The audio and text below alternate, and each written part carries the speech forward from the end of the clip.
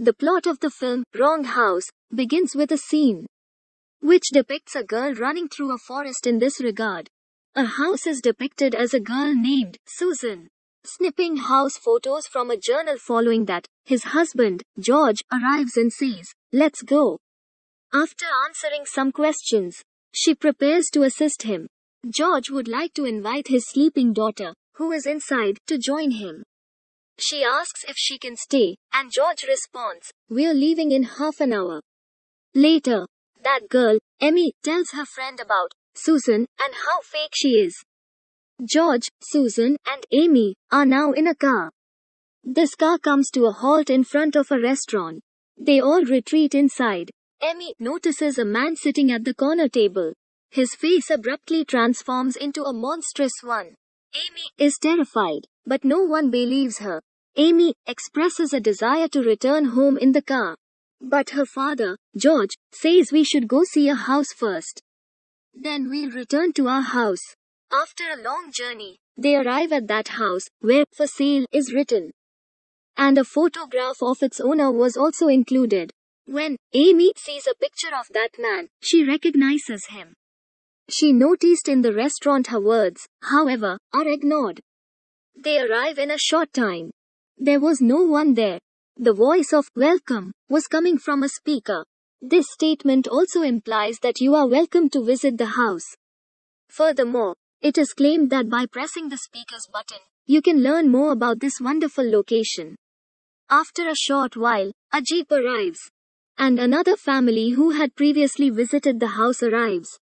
Both families are meeting for the first time. Following that, George's family drives into the woods. While they are driving, a girl appears in front of their car. When she falls to the ground, she is injured. They all come down to see her and ask if she's okay. Her mouth was bleeding, and she was making strange sounds. She mysteriously touches Amy's face with her hand. Immediately, the car of the second family arrives and drives them away in this vehicle. Everyone gathers in front of the house with the words, "for sale."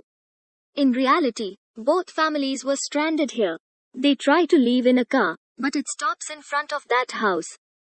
The head of the other family requests that they go inside and stay there. His wife, on the other hand, thinks it's a bad idea. This strange girl, according to Emmy, does not want to go inside. Amy's father, George, tells her not to be afraid because they will be here together.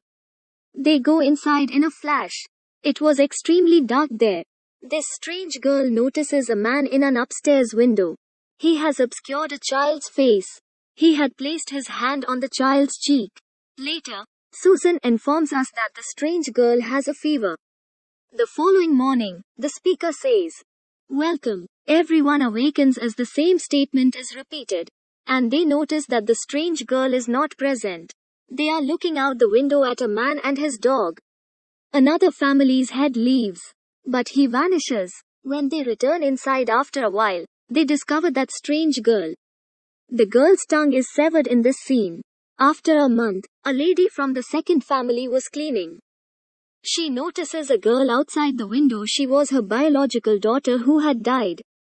It is also demonstrated that the son of the second family walks with the assistance of crutches.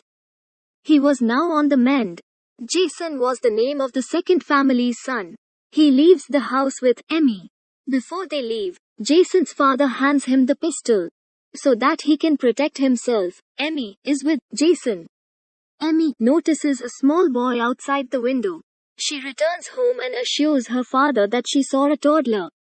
Her parents are occupied with notes and other items, and there is also a photograph where a picture of that kid was also present as a result. Amy recognizes him and informs him that he is that child. Everyone rushes upstairs, but no one is there. The lady from the other family opens a box downstairs and removes many puzzle pieces from it, placing them on the table when she was thinking about how to solve it. After that, behind her, she hears the voice of Mommy.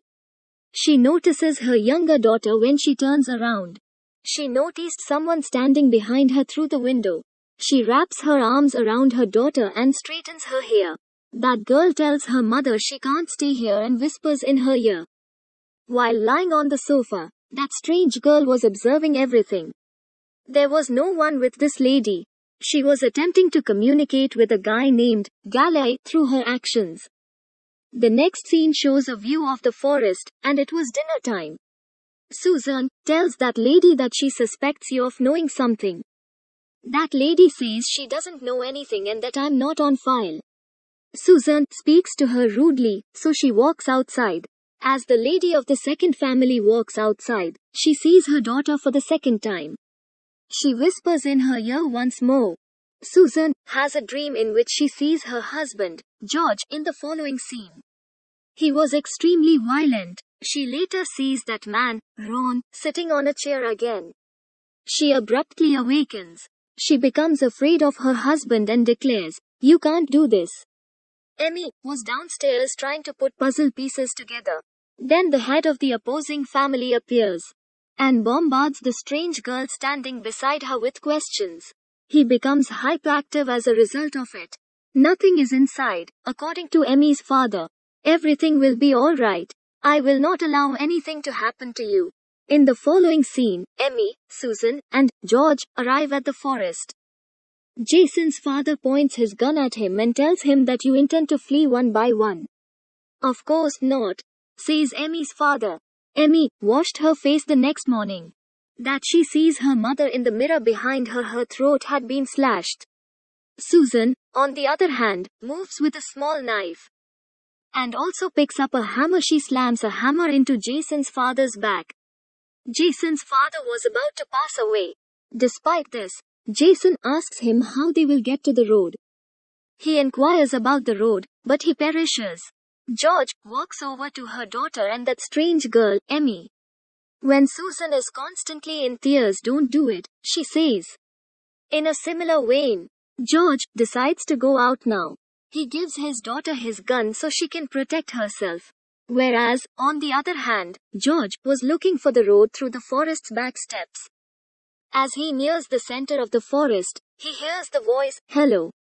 Ron was standing behind me with his dog. When George turns around, he sees his twin, Amy, and that strange girl are tucked away behind a tree. Jeroge goes there and grabs the strange girl's hair. Later, she is killed with a hammer, and the strange girl dies. Emmy becomes very nervous and begins to cry, and fires her gun at her father. As a result, her father also passes away. She is now running toward a forest. She notices a car and collides with it. People force her to sit in a car that stops there. She notices that she has some puzzle pieces in her pocket. This car comes to a halt once more in front of that house. She is simply sitting. When the ghost boy and his father are standing at the other car door, "She's back, Daddy," exclaims the ghost boy as he pulls her closer. That man uses scissors to cut Emmy's tongue. This complex film raises numerous questions. Essentially, the author explains, people are being killed by Ghost Boy and Ghost Man.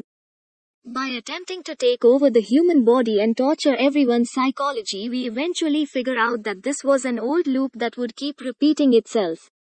Emmy's tongue has been severed, as we now know, and she's turned into a strange girl now. For those who will come to see this house that is for sale, Emmy will hit this family's car in the same way. They're going to bring this strange girl into the strange house. They will all be captured and killed. That's how this story will end.